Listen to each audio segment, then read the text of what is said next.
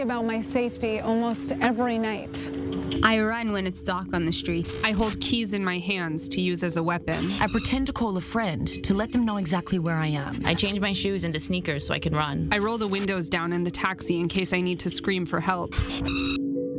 I cross the street when I see a man staring at me. And I try to walk in well-lit places. This is the reality of what it's like to exist as a woman, and my experiences aren't unique.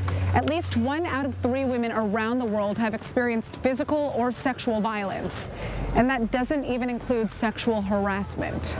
We are seeing an outpouring of rage and grief in London over the murder of 33-year-old Sarah Everard and the fear that women across the country live with every day. A brutal gang rape of a woman has shaken the collective conscience of the people of Pakistan. The 2 robbers allegedly raped a woman at gunpoint on Wednesday while she was waiting for help on the motorway after her car broke down. Well, Shira Isakov, that's the name of the Israeli mother who's just been stabbed 20 times by her husband after being strangled and beaten with a rolling pin in front of her 1.5-year-old son. At least 1 in 3 women consciously take steps to avoid being assaulted on a day-to-day basis. But what if there was a quicker way for women to get the help that they need when they're in trouble? I first understood the meaning of feeling unsafe 10 years ago. I go with some friend of mine to a house party. When suddenly in the party I realized that one of my friends was missing, so I took my other friend and together we searched this house and we heard some weird sounds from one of the rooms. So we take a big breath, opened the door and saw her half naked.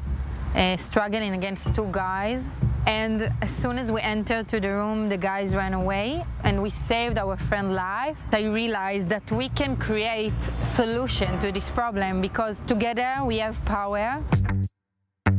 This is Netta Schreiber. She's the founder of SafeUp. It's an app that allows women who feel they're being stalked or in danger of assault to signal their location and summon help from other subscribers. Any woman can download it for free on their phone, but they have to go through vetting to make sure they're bona fide users. So let's say I'm walking on the street, I'm standing here, I feel like there's something that's off about the situation. I can actually share my live location with a list of women that I've provided in the app, or I can be connected to an audio or video conversation with volunteer women to kind of get their reassurance and their guidance, right? Yeah, so we actually call these volunteers guardians, and they are women that guide and prepare and available to help you. If it's a regular situation, they just accompany you by the phone, by the video call, but in some cases they can come physically to help you. If there is violence, they will call the police through the app. In extreme situations, they can even record audio and visuals through my phone to record evidence of a situation. Interestingly, about 20% of users just open the app and hold it in their hands for a sense of security when they're walking alone.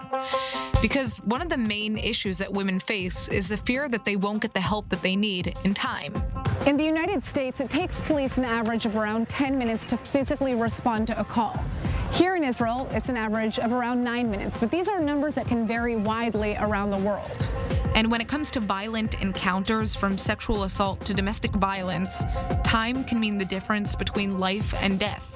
I think that all of us women know what it's like to be in a situation where you feel like something's off, maybe somebody's following you or watching you, but it doesn't seem serious enough to report to the police. Yes, and this is exactly why we create SafeUp, to give women the opportunity, the community network, to help each other in a real time and to take responsibility about each other and make sure that all the women in the world they are safe.